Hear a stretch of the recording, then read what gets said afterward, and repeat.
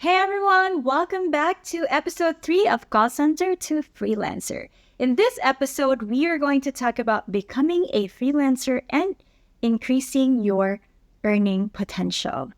Last video, we talked about the beginner steps, and now we're going to talk about the action steps. Though these are still beginner steps, these are a bit more tactical compared to the previous video, which is a bit more general or strategic in nature. Now, let's start with determining what you want to do. So you're a beginner, right? You're starting the freelancing journey. You will most likely start being a generalist. This is what most people call VA or virtual assistant, because a virtual assistant is usually someone who does a range of things for a certain client or for a client. So you will do anything under the sun, even things that you're not yet very skilled with, you're not yet very knowledgeable with. And as long as there's resource or training provided, you'll be fine. Basically anything that you will do for the client. So honestly, you'll get overwhelmed when you start because you probably don't know exactly what you want to do, which is okay. That's normal. That's actually good when you start being a generalist, because in the long run, you will get to choose from the different skills that you have learned, and you will choose which specialization you would want to pursue. And I still want to highlight the fact that it is still best at some point to have a specialization, because that's where you can charge more, because you're an expert of a certain thing that a lot of people cannot do. I always say this, but a lot of people actually do not know their strengths or what they're good at. So you'll probably have many interests in life. You're multi-skilled, but right now, this is what we're going to do. We're going to narrow it down. So get a piece of paper and a pen and write a list. Okay, write a list of the things that you're good at and the things that you think you can actually do. You think you can offer and you will be good at it. You don't have to be an expert or the best at it yet, but maybe because of experience, you're confident that you can do it. You have experience in customer support, phone or non-phone, then put that in your list. Maybe even though you don't have an experience in graphic design and photography, but you're passionate about it, you've done a couple of projects in the past, personal projects, and maybe you want to pursue that as a freelancer, then go ahead and put it in the list. Put it in the list, not in your head, because you will forget it. And besides, if it's on paper, you can easily cross out the things that you don't want to pursue. That's step number 1. Step number 2, narrow down your list and think about what you want to work on. So say you have a list of 10 things you want to do. What I would do is I would pick 1 to 3 from the list. It's really up to you. So let's just say in my list, I have, just because I've had this as my previous experience, my list is going to be training and development. I want to become a product or process trainer, for example. Create modules for clients. That's probably 1 on my list. Number 2, I want to help clients with their social media accounts. It can be customer service, creating graphics, editing videos. So that's number 2. Number 3, I probably want to write blog posts. Say, for example, I worked as a travel customer service agent and I'm very passionate about travel. And then clients who are looking for content writers who are able to write travel guides for them are my ideal clients. So those are the 3 things, right?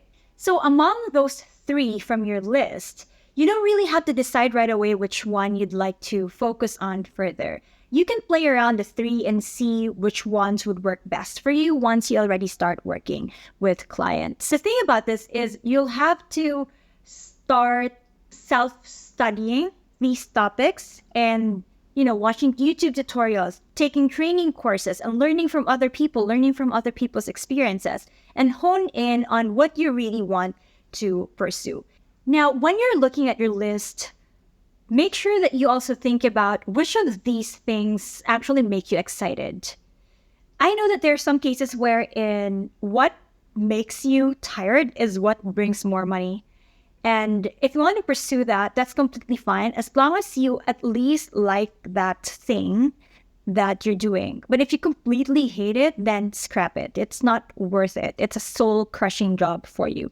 So find a balance between passion and practicality, something that you can do with all your heart. Maybe it's not your favorite, but you're willing to do it, and something that you can earn money from. Because if you're just passionate about it, but there's no money in it, then it's not going to be an income generating thing for you.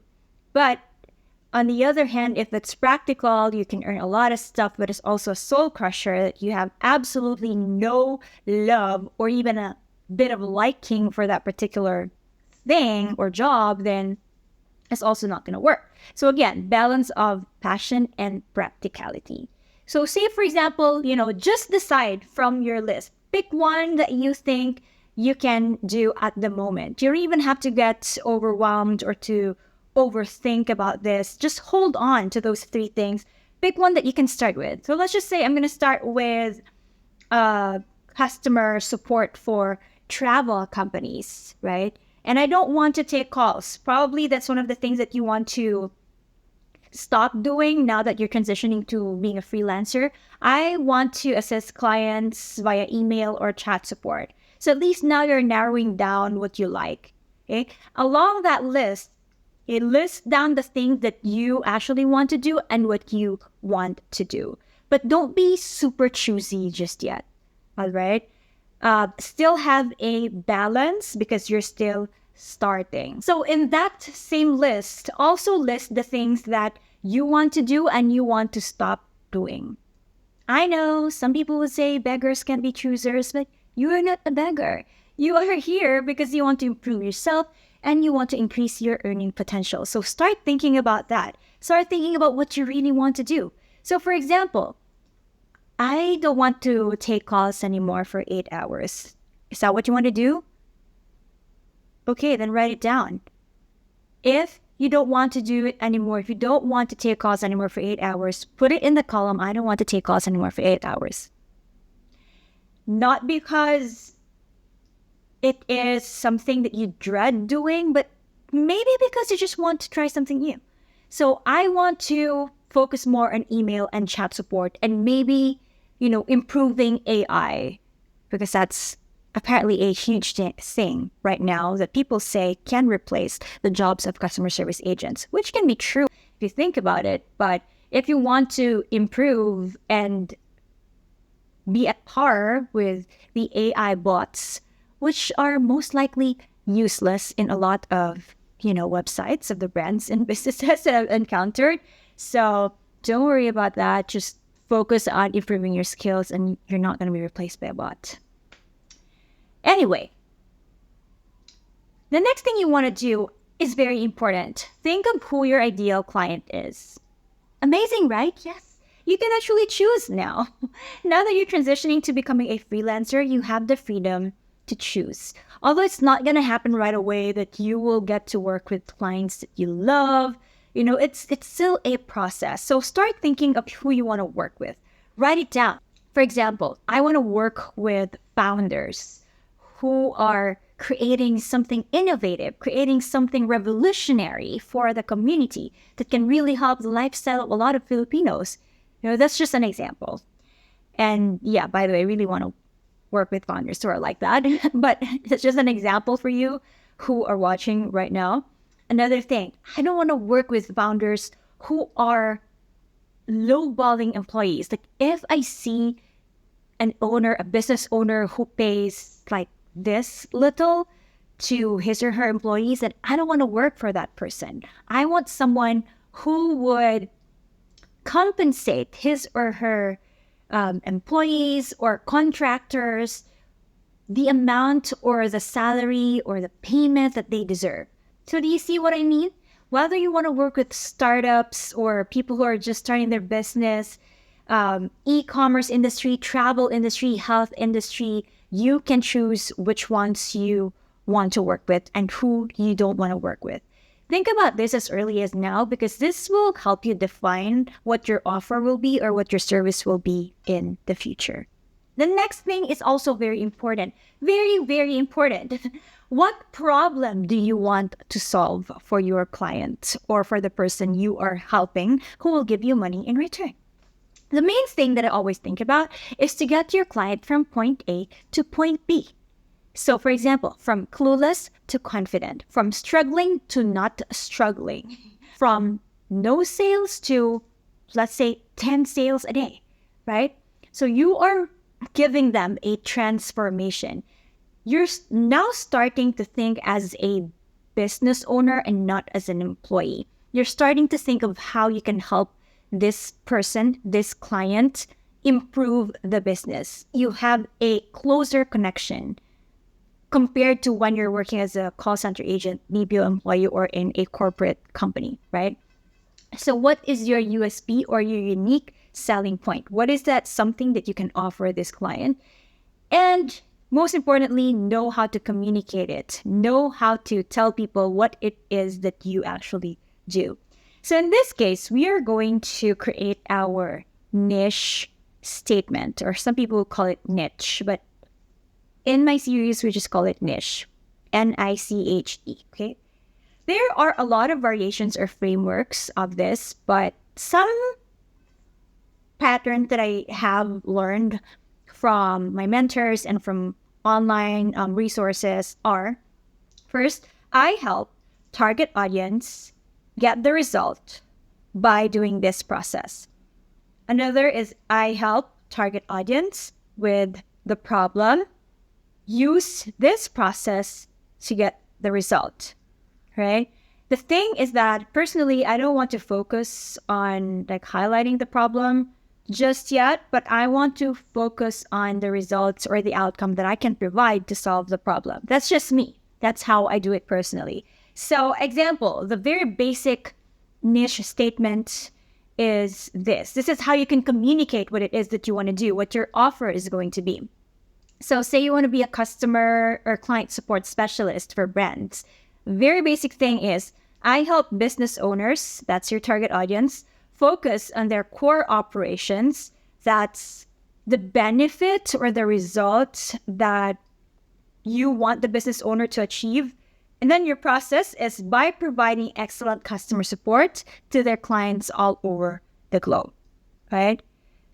So again, target audience, result, and process. I help business owners focus on their core operations by providing excellent customer support to their clients all over the globe. That's a bit long, and you can tweak it depending on what you want to highlight. Another example, I help startup founders increase lead conversion through practical growth strategies. This can still be a little bit vague. You can still make it a bit more specific once you have figured out your specialization, right? Another is when you focus in point A to point B. Some people would like to say, I help business owners go from clueless to confident by fixing, that's the process, their company's systems so that they can double their customers in 6 months. Now that's a very specific one with a timeline or a time period, which is a very attractive niche statement. So when you deliver that to your clients, they will really be intrigued. How can you help me double my customers in just 6 months? Say you're good in sales or you worked as a sales agent back in the BPO, right? Another more advanced example is I help business owners struggling with time management. That's kind of the problem that you're highlighting there. Use the ABC framework, so that's your process, to improve inefficiencies and have a better system of acquiring customers, right? So these are just some examples that you can think about. You can start writing it down after you have come up with the list of strengths and things that you want to do and what you want to do, okay? The next thing that you'd want to do is to create a profile on online job sites. I mentioned in the last video, onlinejobs.ph is like the lowest barrier to entry. LinkedIn, definitely. And then use your niche statement that you have created as your headline or as part of your description and make sure it's visible, okay? Because these niche statements that we're working on, these contain the keywords to what you're doing. So say you want to help clients with growth strategies, people who are looking for growth strategy, it's easier for them to look for people who they want to work with because they see growth strategy. And when they see that on your mission statement, they'll probably think, ooh, this person can help us. So let's contact this person. Let's reach out to this person, right? So that's the first step of reaching out to you. Okay, next, read at least one article or watch one video per week about your offer. So say, for example, you decided you want to become the best sales specialist, all right? And you want to create this brand that you are really good in sales and you can help business owners with their sales strategy. That's what you want to do. So bookmark everything that you want to read on a weekly basis, podcast, study it, and practice talking about it online on your platform that we talked about you were going to create last week. If you forgot, you should already have that online platform right now. So start reflecting. Say you have read something about how to be the best sales agent. That's just an example. Write something about it. Even just 2 to 3 lines, your input, your thoughts, put it out there.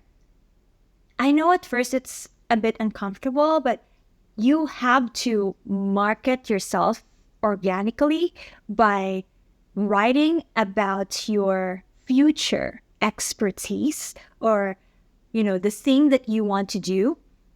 And that's how people get to know that you're the person for the job. Now, here, we're not just all about the talk, all right?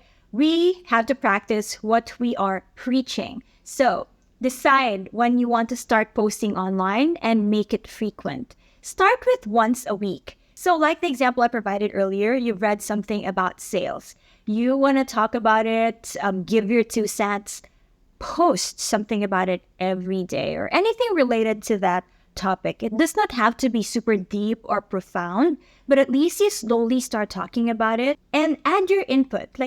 Engage in that conversation. Be part of the group. Have a seat at the table, at the round table. All right?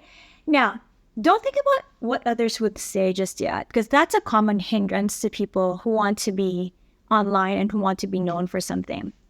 Just make sure that you're not dragging someone down, you're acting professional, and you're not discriminatory. You should be fine. Give your 2 cents and then post. Some people will disagree with you, but as long as you're not discriminating anyone, you should be fine. Like what I said before, this is not for engagement just yet. You're just making yourself comfortable in putting yourself out there and making it a habit to talk about your niche or what you offer, okay? And so the last part is going to be, let's look for a client. Let's start looking for a client. The goal is to get the hang of it. It's like looking for a job now, because it actually is, but the only difference is that you are now specifically offering your services to the ideal client that you want. Instead of just applying for jobs that you can see online, like mindlessly clicking apply, you're now taking charge of your career. You're now really proactively communicating what you want to do and why you want to work for that client and how you can add value to the business, right? Be confident and proactive about what you can contribute. And the time to start is now. If you learned something about today's video, make sure to comment, ask questions in the comment section, share, like, subscribe, and I'll see you on the next one where we will talk about the different non-voice jobs that you can start as you transition from a call center agent, supervisor, manager, whatever, to a freelancer. See you in the next one. Bye.